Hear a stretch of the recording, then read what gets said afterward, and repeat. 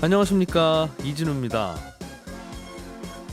배를 만드는 조선업은 한때는 우리나라의 대표 산업이었지만 지난 몇 년은 조선 경기가 안 좋아서 조선소가 많이 모여있던 지역은 지역 경제가 무너질 정도로 고생을 많이 했습니다. 그런데 그러던 조선업이 요즘 다시 살아날 조짐을 보이고 있나 봅니다.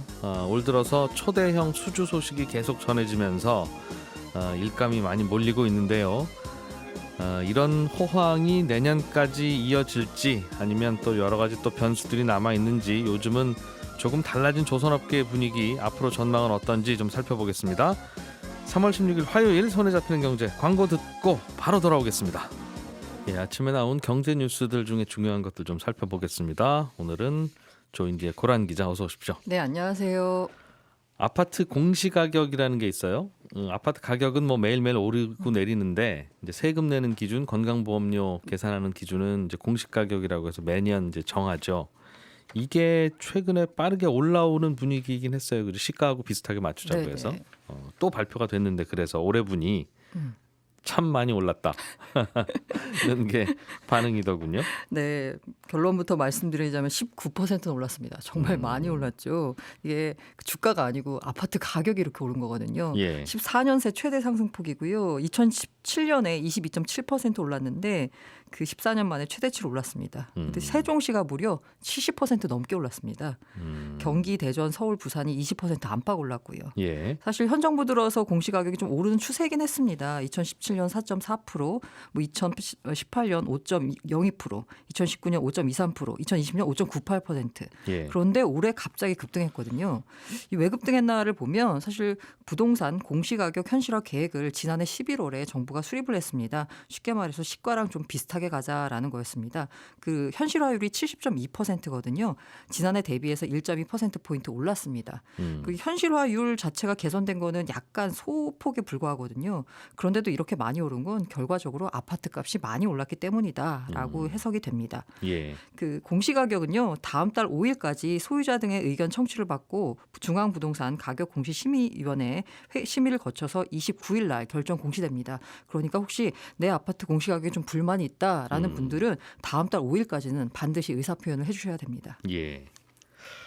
이게 여러 가지 다른 이제 파급 효과가 있겠죠. 부동산 시장에도 영향을 물론 줄 거고, 그리고 이제 종합부동산세 대상이 새로 되는 분들도 많아질 거고, 또 종부세 세율도 이제 내년부터는 이제 올해 6월 지나가면 또 달라지니까 특히 이제 주택 여러 채 갖고 계신 분들은 또 더 부담스러워질 거고, 여러 가지 효과는 있겠는데 그 계단 폭이 늘어나는 폭이 상당히 커서 좀 논란이 있는 모양이에요. 네, 일단은 이게 종합부동산세가 일종의 부자들한테 부과하는 세금 느낌이었잖아요. 근데 이제 공시가격이 9억 원이 초과하는 아파트에 대해서 부과하는 건데, 예. 옛날에는 9억 원이 넘으면 비싼 아파트구나라고 했는데 지금은 중위가격이 9억 원이 넘는 상황이에요. 서울의 아파트는 그렇죠. 네, 맞습니다. 그래서 종부세 대상인 아파트를 봤더니요, 전국 기준으로는 3.7%, 서울 기준으로는 16%에 해당이 됩니다. 이게 그 지난해보다요, 전국에선 70%, 서울에선 47% 정도 대상 아파트가 늘었습니다. 그래서 종부세를 얼마나 내나 봤더니요, 대표적인 약간 비싼 아파트로 꼽히는 그 아리팍이라고 불리는 그 아파트 있잖아요. 예. 아크로 리버파크. 이 전용 면적 옛날 그 기준으로 보자면 30평형대 84제곱미터를 보면 올해 내야 할 보유세가 2,171만 원. 1주택자일 경우에 그렇다는 거죠. 네, 맞습니다. 이게 지난해보다 700만 원 올랐고요. 그러니까 매달 한 180만 원 정도를 정부에 월세로 내는 셈입니다. 예. 이걸 두고서 이제 투기 목적이 아니라 거주 목적의 이제 그 사람들은 야, 내가 있다는 사실만으로, 집에 산다는 사실만으로 이렇게 비싼 월세를 정부에 내야 되느냐 라면서 불만이 나오고 있습니다. 일종의 재산세인데, 재산세이기도 하고 자산세이기도 하겠죠. 이제는 자산이 많으니까 세금이 필요하면 그럼 누가 내겠어요? 많은 분들이 내야지라는 그런 개념과 취지일 수는 있는데, 이게 이제 갑자기 많이 늘어난 네. 문제 때문에 이렇게 늘어날 줄 모르고 샀어요 하는 부분도 있을 수 있고. 사실 정부 입장에서는요, 제가 말씀드린 대로 일부 주택이라고 했잖아요. 이 서울만 봐서는 그런데 전국적으로 보자면요, 오히려 재산세를 깎아주는 공시가격 6억 원 이하 주택이 전체의 92.1%에 달합니다. 예, 대부분은 뭐 이거는 영향이 없는 주택이겠죠. 네, 맞습니다. 예. 그래서 이제 재산세를 좀 깎아주기로 했거든요. 그래서 공시가격이 올라서 더 내야 되는 세금보다 깎아주는 세금이 더 커서 사실상 세금을 좀 덜 내는 사람들이 더 많아졌다는 게 정부의 얘기입니다. 예.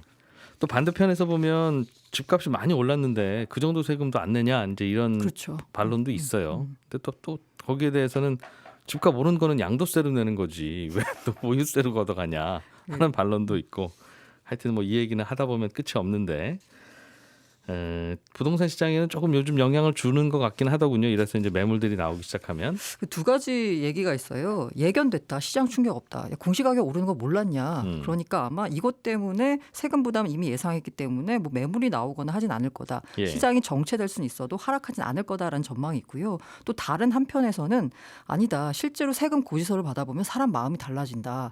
예상은 했지만 이렇게 많이 내다니. 라는 사람들이 매물을 내놓으면요. 가격이 좀 하락할 것이다 라는 전망이 있습니다. 예. 다른 이야기 또 하나 보죠. 호텔 예약 플랫폼이라고 하는 게 있어요. 요즘에는 이제 호텔 예약하려면 무슨 이제 스마트폰에서 무슨 앱 켜고 그렇게 예약하는 게 일반적인가 봐요. 네. 그런데 이게 이제 가격 비교도 하는 모양인데 호텔들마다 객실 가격이 다 똑같은 뭐 문제가 있습니까? 무슨 얘기예요? 예, 제가 그 코로나가 터지기 전에 여행을 한다고 여러 가지 사이트에 들어가서 검색을 하는데 신기하게도 다 가격이 같았어요. 도대체 이유가 뭐지라고 이제 생각이 들었거든요. 다 예. 이유가 있었습니다. 실제로 2019년 7월에 호텔업계가 홍남기 경제부총리와 조찬 간담회를 하면서요. 이게 호텔의 그 최저가 보장 정책 때문에 가격 경쟁이 안 된다라고 불만을 제기했어요. 이러니까 공정위가 실제로 전수조사에 들어갔습니다. 16개 업체에 조사를 해서 뭔가 문제점을 발견했어요. 그 문제점이 뭐냐면 바로 최혜국 대우 조항이라는 겁니다. 좀 복잡한 용어들이 많이 나오네요. 네. 지금 문제는 뭔 거예요? 예를 들면 호텔들끼리 가격 경쟁을 안 한다? 아니에요. 호텔은 이제 여러 곳이 있는데 예. 이제 디지털 갑일관계가 형성이 된 건데 예를 들면 뭐 여러 가지 예약 사이트들이 있을 거 아니에요. 예. 뭐 부킹닷컴, 아고다, 익스피디아 음. 이런 곳들이 글로벌 갑입니다. 호텔 예약 업체. 왜냐하면 호텔들은 이 어기에 올려야지만 해외 사람들이 거기서 예약을 할 거 아니에요. 예. 그러다 보니까 이들이 호텔에다 욕을 하는 겁니다. 다른 플랫폼보다 우리를 제일 싸게 줘. 라고. 근데 호텔 입장에서는 예를 들어서 아고다한테만 싸게 주면은 익스피디아 예. 같은 곳에서는 못 올리잖아요. 예. 그러다 보니까 익스피디아도 똑같이 주는 거예요. 10원이라도 더 싸게 줘야 되니까. 네. 그러다 그럼- 보니까 그냥 다 똑같이 주는 겁니다. 그 호텔에서는 그럴 수밖에 없겠죠. 네네. 서로 다 싸게 달라고 하니. 네, 맞습니다. 미움받기 싫으니까. 네. 예. 그 이 조항 때문에 그런 건데요. 그래서 공정위가 이게 가격 경쟁을 방해한다라고 해서 이 조항 자체를 조금 없애거나 아니면 이 최혜국 대우 조항도 좀 얘가 수위가 있습니다. 그 단계를 좀 조절해서 가격 경쟁을 좀 해라. 라고 시정 요구를 했습니다. 그럼 그런 예약 사이트들을 보고 호텔들한테 우리한테 제일 싸게 달라는 요구하지 말아라. 네, 맞습니다. 라는 뜻이다. 네네. 그게 그때 이제 말로 한다고 그게 되나요? 그 눈치껏 잘해 이제라고 할 거 아니겠어요? 이제 호텔들한테는 네. 굳이 형이 얘기 안 해도 알지? 이제 이렇게 어쨌든 그 명시적으로 있는 최혜국 대우 조항을 삭제해라 뭐 이렇게 요구했으니까요. 그렇게 해서 네. 알겠습니다.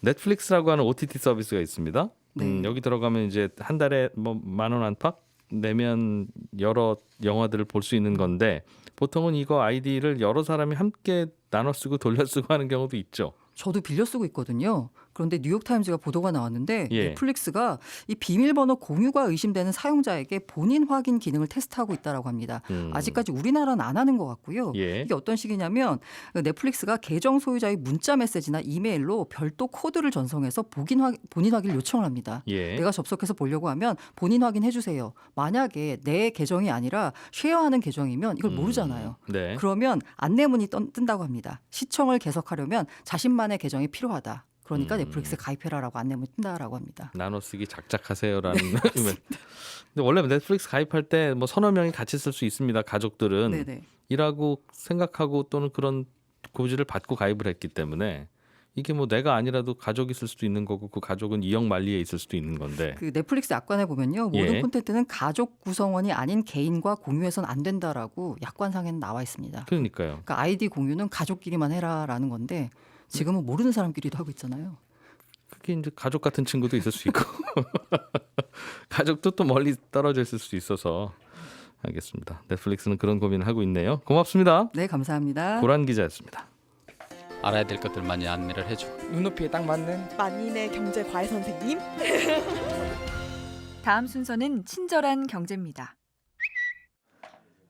예, 오늘은 청취자 중에 주민우 씨가 재밌는 질문을 보내주셨네요. 중국이라는 나라는 사회주의 경제 체제라고 들었는데 부자들도 꽤 많다고 합니다. 어떻게 사회주의인데 또 부자도 많고 빈부의 격차가 그렇게 클 수 있는지 궁금하네요. 이런 질문을 보내주셨습니다. 왜 중국은 사회주의인데 빈부 격차가 크고 부자들이 많으냐 이런 건데 사실은 엄밀하게 보면 중국은 사회주의도 아니고 사회주의라고 해서 또 빈부의 격차가 없는 것도 아닙니다. 그러니까 우리가 조금 다른 상식을 갖고 있었던 거지요. 사회주의라고 하는 건 공장이나 기계 같은 생산 수단을 개인이 아닌 사회가 공동으로 소유하자 이런 개념인데 이걸 완벽하게 해내는 나라는 지구상에는 없습니다. 그러니까 중국도 처음에는 이런 방식을 시도해서 대부분의 주요 기업들이 다 국가나 지방정부가 소유한 공기업이었지만 이제 공기업 보면 잘 안 돌아가는 경우들이 많잖아요. 그게 잘 안 된다는 걸 알고 이제 민간인들도 각자 회사를 세워서 운영하고 돈을 버는 걸 허용을 했습니다. 그래서 중국은 이미 사실상 자본주의 국가가 됐는데도 그래도 우리가 중국을 이제 사회주의 국가라고 자꾸 생각하는 건 이제 미국이나 유럽 같은 다른 나라들과 비교해서 외국에 대한 개방이 좀 덜 돼 있어서 그렇습니다. 그러니까 중국인들은 중국에서 사업하고 돈 버는 게 별 규제와 불편이 없는데 외국인들은 아직 중국에서 사업하려면 뭐 이것도 안 되고 저것도 못 하고 불편한 게 좀 있죠. 그런데 그건 뭐 중국이 자본주의가 아니라서가 아니라 아직 개방이 좀 덜 돼 있어서 그렇고요. 80년대 우리나라도 그랬거든요. 외국인들도 투자 자유롭게 못 하고 뭐 정부가 이래저래 간섭하고 그러긴 했지만 1980년대 우리나라 돌이켜 보면 자본주의가 아니었던 것도 아니고 뭐 빈부격차가 없었던 것도 아니잖아요. 그렇듯이 지금의 중국도 약간은 뭐 스타일이 다른 자본주의 체제를 운영하고 있다 이렇게 생각하시면 되겠습니다. 예, 친절한 경제였습니다. 예, 요즘 조선업이 다시 살아나고 있고 주문도 좀 늘어나고 있다는 소식이 들리고 있어서요. 요즘 어떤 움직임인지 그리고 이런 좋은 소식이 언제까지 또 갈지 어떤 변수가 남아있는지 등등 좀 여쭤보겠습니다. 하이투자증권의 조선업 담당 전문 애널리스트죠. 최강식 애널리스트를 전화로 연결했습니다. 안녕하십니까? 네, 안녕하세요. 조선업이 한동안 참 어려웠어요. 네. 언제부터 좀 분위기가 달라진 겁니까? 작년에 뭐 팬데믹 때문에 3분기까지는 거의 쉬었다고 볼 수 있죠. 예. 네, 그래서 작년에 근데 4분기에 원래 받아야 됐던 LNG들하고 그리고 컨테이너 발주가 나오기 시작하면서 4분기부터 확 돌아서기 시작했습니다. 그리고 올해도 계속 컨테이너선 발주를 중심으로 발주가 강세가 지속이 되고 있네요. LNG선은 원래 나올 만한 주문이었다는 거고 컨테이너선은 생각지도 못했는데 꽤 많이 주문이 들어온다 그 말이군요. 네. LNG선 작년 여름에 컨테이너 시황이 이렇게 좋아질 거라고 예상했던 사람들은 없었을 것 같아요. 네, 갑자기 좋아진 겁니다. 컨테이너가. 컨테이너는 그럼 컨테이너는 원래 무역할 때 이것저것 짐 싣고 다른 나라 실어다 주는 그 배잖아요. 네. 그게 요즘 갑자기 그 배의 수요가 늘어났어요. 작년에 하반기에 벌어진 일은 그렇게 보시면 돼요. 백척이 매달 100의 물동량을 담당을 하는데, 근데 팬데믹 때는 뭐 없었죠. 뭐 50, 60이 움직이다가 가을, 겨울 가면서 배가 백척인데 물동량이 한 110, 120 움직였다라고 보시면 됩니다. 그러니까 이게 유럽, 미국에서 스티뮬러스 패키지 받고 내구재 소비는 되게 많았던 거죠. 가구나 가전제품 구입하는 사람들이 많은데 네. 자기네 나라 공장은 잘 안 돌아가니까 이제 중국에서 사오고 우리나라에서 TV 사가고 하는 물량이었군요. 네. 근데 수요도 수요지만 한 가지 길게 보셔야 될 거는 지난 뭐 2, 3, 4년 동안 계속 불황이었거든요. 그래서 조선사들 수주 잔고에 주문이 들어가 있는 배들이 별로 없고 해운 시장의 공급 요인이 되게 가볍습니다. 물동량이 성장하고 그만큼 선복 증가도 따라가줘야 되는데 선복 증가가 되게 작은 가운데 수요가 튀어버리니까 해운 시장은 배가 조금만 모자라도 운이면 막 움직이거든요. 그래서 그렇게 시장이 그렇게 움직인 거고 작년 하반기도 좋아질 때 뭐 해운업에서도 이건 그리 길게 가지는 않을 거야. 특수한 상황이야. 라고 했지만 발주를 무지하게 많이 하고 있어요. 근데 그게 연유가 지금 컨테이너선을 발주를 하시면 이 기자님이 1,000억 원 들여서 이 1,000억 원을 3년 정도면은 뽑아냅니다. 그러니까 엄청난 투자 수익률인 거죠. 지금 컨테이너선 운임비가 네. 이른바 화물비, 택배비가 많이 올라가 있어서 네, 컨테이너선이 이미 있는 분들은 지금 요즘 떼돈을 벌고 있겠군요.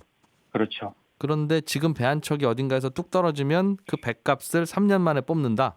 네, 그렇습니다. 그런데 네, 지금 물론 발주하면 언제 받아요? 물론 2년 후에 받죠. 그래서 2년 후에는 다시 어떻게 돼버릴지 모르는데 예. 그래도 여기서 운임이 뭐 반토막이 나서 돌아가도 그래도 페이백이 6년밖에 안 되네. 그러네요. 이런 계산이 되니까 이미 음. 충분히 투자할 만한 거죠. 그러면 운임은 몇 배가 오른 겁니까? 그럼 한참 안 좋을 때 비하면?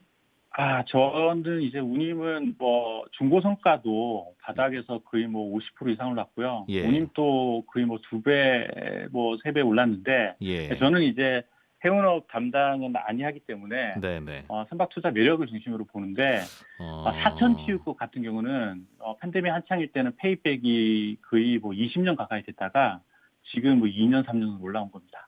페이백이라고 하면 말씀하신 대로 예. 투자비의 기간. 배값을 뽑을 수 네. 있는 기간, 네, 그렇습니다. 운임으로. 네. 보통 배의 수명은 얼마나 합니까? 뭐 정말 시황이 안 좋을 때는 뭐 20년, 18년짜리도 해체해 버리지만 뭐 시황이 좋으면 30년 넘게도 쓰고요. 네. 보통은 25년 정도로 보시면 돼요. 이거 그럼 계산 복잡하겠군요. 배 살까 말까 고민하는 분들은 네. 야, 이 배 사서 받으면 한 15년은 돌려야 이 배값 뽑는데 이 배의 수명은 20년이고 목돈 들여야 되니까 이거 이자 계산하면 뭐 이런 계산 네. 한다는 거군요. 네.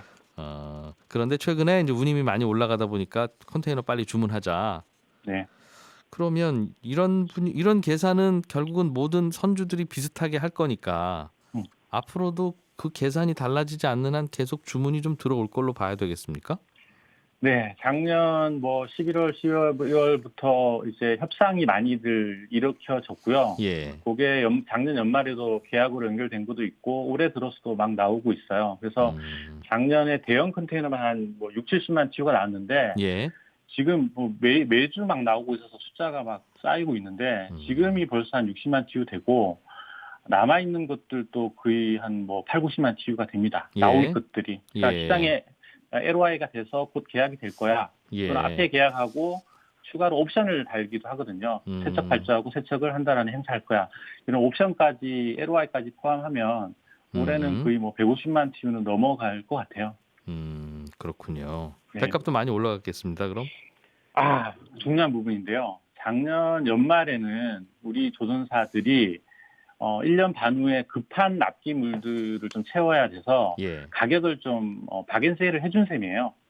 그래서 수요도 끌어내고 그랬었는데 예. 작년 뭐 11월, 15일에 워낙 많이 받고는 약간은 좀 급한 납기들은 끄고 올해 들어서 신조선가를 올려 부리기 시작했어요. 그래서 지금 받는 것들이 성과까지 올라가면서 받고 있는 중입니다. 특히 지난주에 현대가 받은 컨테이너는 앞에 계약보다 한 10% 정도나 성과가 올랐습니다. 예. 그래서 내용도 좋은 수주들이다고 볼 수 있습니다. 컨테이너는 그렇고 LNG 선이라고 해서 그 LNG를 운반하는 선도 있고 네. 연료를 또 LNG로 쓰는 배도 있고 뭐 그런 것 같더군요. 네. 그것도 요즘 수요가 늘어납니까? LNG 추진선부터 얘기를 드리면요. 예. 그 선박에다가 이제 LNG 추진으로 바꾸게 된 트리거는 황산화물 규제를 작년부터 실시를 했어요. 그래서 선박의 배기가스. 네, 배기가스. 이제 CO2는 앞으로 할 거고요. 황산화물을 줄이는 방법이 세 가지가 있는데 1번 좋은 기름을 쓰거나 2번 스크러버라고 하는 배기가스를 잡아내는 장비를 달거나 3번 아예 연료를 LNG로 바꿔버리는 거죠. 근데 LNG 추진이 가장 캐펙스가 비싼 것서 많이들 망설였던 종류예요.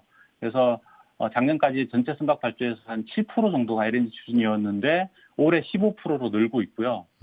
그리고 우리 조선사들 기준으로는 작년에까지는 한 15% 정도였는데 올해 무려 40%가 LNG 추진 연료 추진 시스템을 선택한 선박으로 받고 있습니다. 그래서 이것도 늘고 있고요. LNG선은 작년에 우리가 한 49척이나 받았어요. 되게 많은 받은 해인데 올해는 카타르를 우리가 기다리고 있죠. 카타르에서 30척 나올 테고 그 후속으로도 여러 프로젝트들이 많아서 작년에 못지않은 뭐 올해가 될 것 같아요. 근데 지금까지는 LNG가 2척밖에 안 나왔습니다. 안 나왔다는 게 발주가 그러니까 주문이 네, 예. 우리가 계약한 건 2척밖에 안 돼요. 예. 근데 LNG가 2척밖에 없는데도 우리 수주 달성률은 305억 달러 대비 지금 30%나 진행이 됐습니다. 그래서 뭐 곧 여름에 카타르가 2, 30척 나오고 LNG들을 좀 채워서 진도가 나가게 되면 우리 올해 조선사들 수주 목표 달성은 드디어 수년 만에 목표를 달성하는 괜찮을 수준이 될 거다. 것 같아요. 네.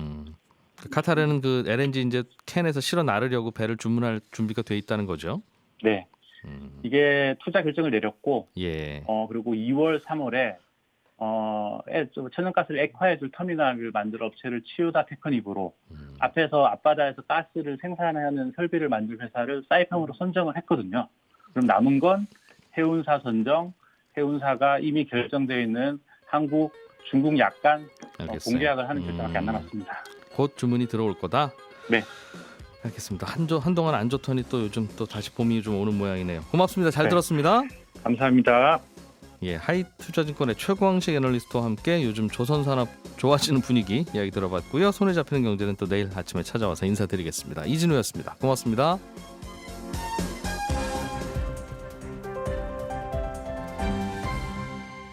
경제를 생각하는 사람들의 즐거운 습관.